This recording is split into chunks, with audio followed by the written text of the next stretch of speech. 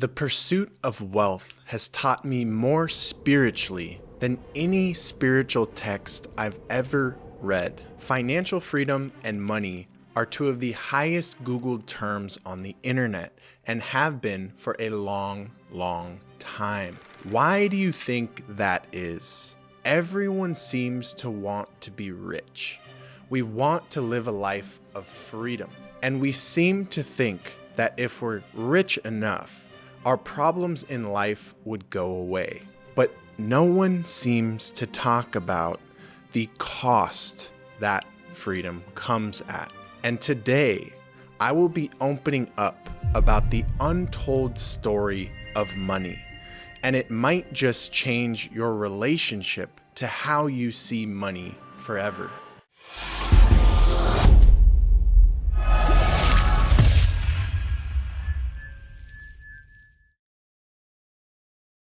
What's going on, guys? We're going to be doing a $500 giveaway. Watch until the end of this video. After you've watched the video, drop a meaningful comment and we will be randomly selecting one comment as the winner. The winner will be announced 1 week from the day this video drops. So next Monday, we will randomly choose a comment on it, ask you for your email so that we can send you your $500 reward. We wholeheartedly appreciate each and every one of your continued support on our channel and our podcast, and that is why we like to do giveaways like this, to give back to you guys. Wish you the best of luck. Peace and love. From the time I was about 11, I knew I wanted to be rich. Not just kind of well off, but wealthy. I always wanted to be a professional baseball player, like my idol at the time, Derek Jeter. Number 2, Derek Jeter. Meek deals. Base hit to right field. Here comes Richardson. Here's the throw from Markakis. Richardson is safe. Derek Jeter ends his final game with a walk-off single. Derek Jeter. At that age, I didn't understand how money worked, and I was beyond naive to the reality of what success demands of you if you truly want to live this life. Similar to the Disney classic, I find many of us resemble the archetype of Peter Pan when it comes to achieving our dreams. We are extremely naive to the reality of what it means to actually grow up and not only command wealth, but maintain it and grow it. In the story of Peter Pan, Peter represents the aspect of our psyche or personality that some call our inner child. The part of us that, among other things, never wants to grow up and face the real world. And can you really blame them? For those of us who allow themselves to feel it, there is a deep grief, a sadness that can swallow you whole if you let it. When you really sit with the process of emotional and psychological development in maturing from being a child to an adult, it's brutal. You slowly start to catch these glimpses that life isn't all rainbows and butterflies. It's dense, it's sad, it's terrifying. You have your first heartbreaking rejection or soul-crushing failure. It doesn't take long to realize that life in this dimension doesn't give anyone special treatment and is not necessarily fair or nice. Because of this, many of us never actually grow up. I meet 40, 50, and 60-year-olds all the time who are at the emotional maturity level of a 12-year-old. We live as a shell of who we actually are inside, because this 3D realm is not the easiest place for a soul who feels things to express itself openly. And just like Peter in Peter Pan, many of us attempt to live lives in Neverland, an imaginary realm where we don't have to face the grief and the shedding process of maturity that defines the human experience on this planet. So how does this relate to money? And where the hell am I going with this? I've come to experientially understand along my journey from being an 11-year-old kid, naive enough to think that he could be the next Derek Jeter and make the big bucks as a shortstop for the New York Yankees, to a now 31-year-old multimillionaire. That what my inner 11-year-old was actually searching for was a freedom that cannot be found in this 3D realm. Sure, you can choose to live a completely carefree life and never grow up, take on responsibility, or add complexity to your life. But in doing so, you're running away from the human experience of why our souls came here. My search for freedom was almost like an attempt to bargain with the very nature of the human experience, that we are bound to time, bound to location, bound inside of a meat suit and an ego, an attempt at coping with the harsh realities of this experience and the fact that there are no do-overs. This is it, game time. There is no escaping or opting out. You really only have two options. Run to Neverland. Are you Peter Pan? Were you expecting someone else? And dissociate your entire life, remaining at the emotional and spiritual maturity level of a child, or grow up and face the pain until you learn to actually love the pain and not see it as pain anymore. You see, we're each Peter Pan. That's a part of me as much as it is a part of you.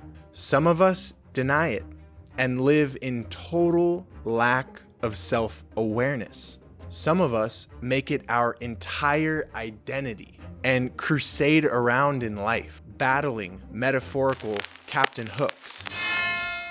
A special offer for today, I'll tell you what I'll do.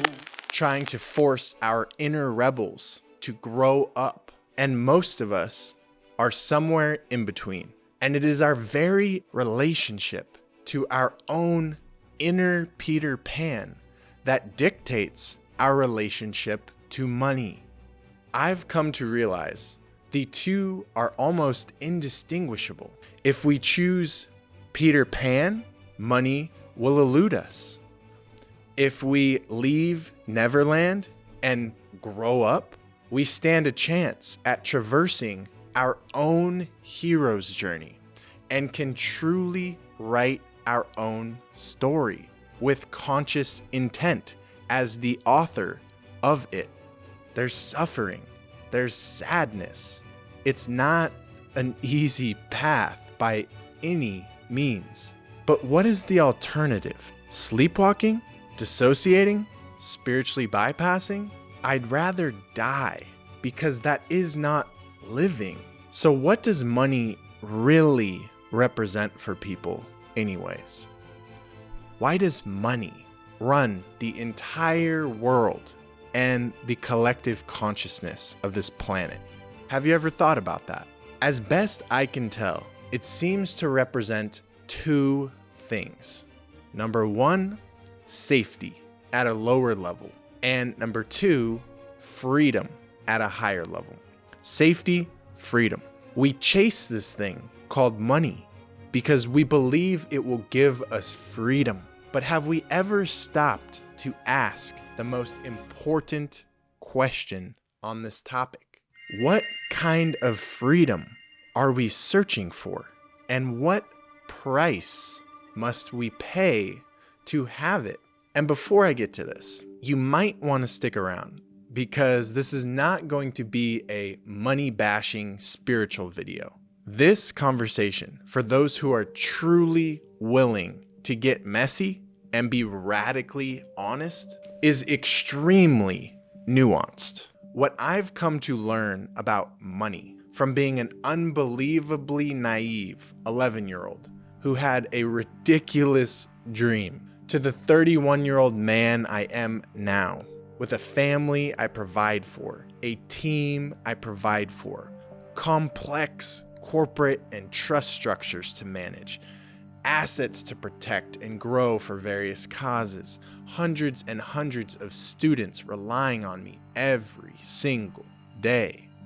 And then the thousands of you who seem to, for some reason, give a fuck about what I have to say, is that money is just like any other relationship in our lives. It's a two-way street, and you can have as much money as you want if you're willing to pay the price. I'm gonna say that one more time because it is essential to this conversation. You can have as much money as you can physically dream of if you're willing to pay the price. The part that most either don't understand or don't take seriously enough, likely because it's simply not talked about enough, is the price part of this equation.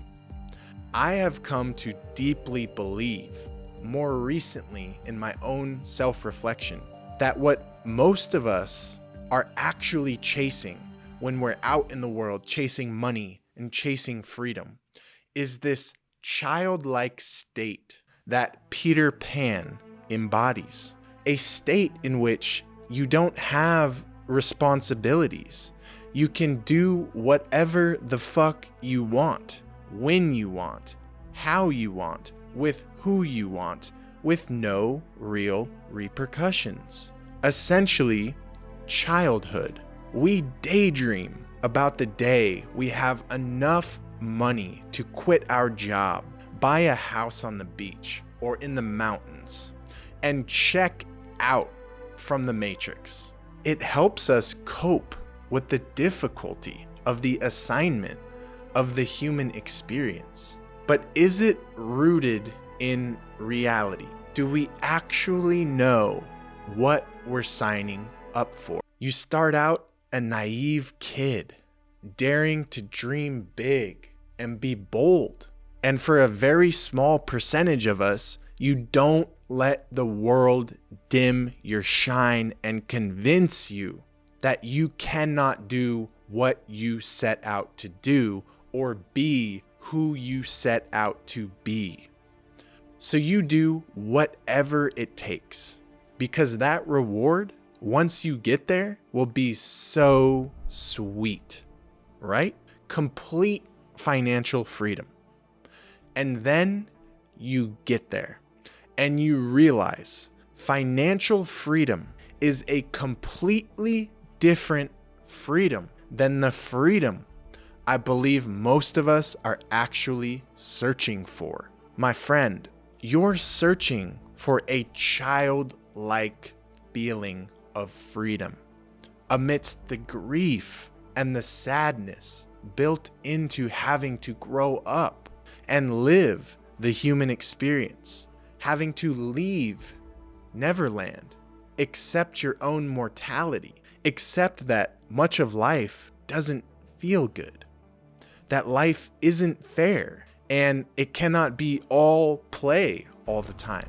The responsibility and weight of not bypassing and feeling it all. It's almost like we're searching for a break, as if we just get to this final destination, then we can finally relax. And I can already hear those of you with poor money mindsets in the comments. See, this is why I've denounced money. It doesn't bring happiness. Yeah, you're correct. Money will never just grant you happiness.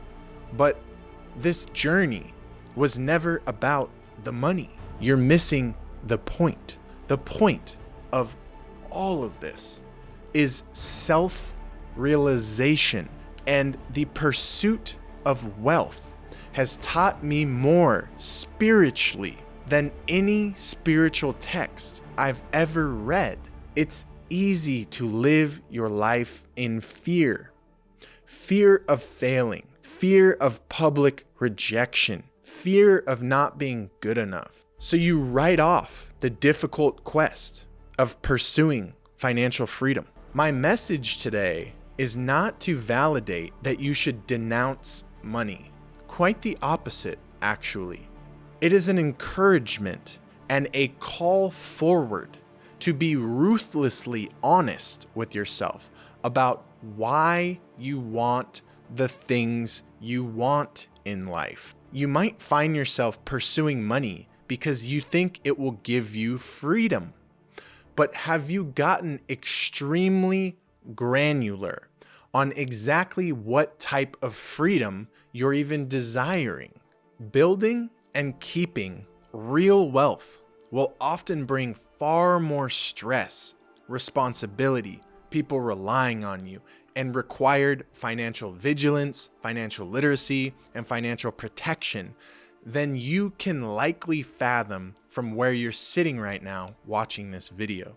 The 11-year-old me who was determined to grow up and be massively successful didn't have a fucking clue what he was actually signing up for. Had I known the price I would have to pay to be where I am today, I would have never, ever signed up for this path willingly. And I suppose that's likely the paradox, isn't it? We almost have to be naive about our dreams, or we would never go for them. And it isn't until we grow through the adversities of the pursuit of the hero's journey that we grow up and we shed the naivete that is accompanied by our childhood.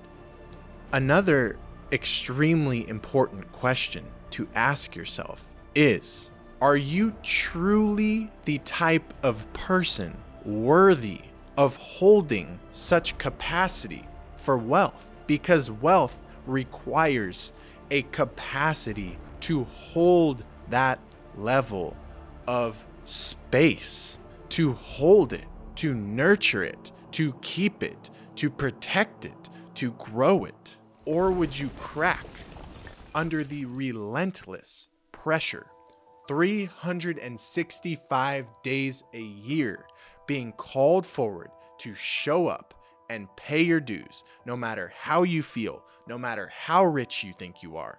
Life doesn't care. Many of you may resonate with my 11-year-old self, a free soul, a little naive to reality, aspiring for big dreams, and delusional enough to go for them. Good for you. The growth that lies ahead of you is 99% about grieving your inner Peter Pan, shedding the parts of yourself that don't want to face the human experience, that want to run away, that want to hide and play small, and honoring all of it and pushing through anyways. And about 1% of it is actually about the money. It never truly was about the money. That is what I have come to learn over the last few decades. From being that 11-year-old boy to the now 31-year-old man that I am filming this video. This is spiritual maturity. It is only through the pursuit, through the journey, that you will find meaning in life, enough to cope with the full spectrum of what it means to be human, what it means to suffer, and what it means to be aware of your own inevitable mortality looming off in the horizon. Do not buy into the illusion of your smallness or separateness. Rise to the occasion.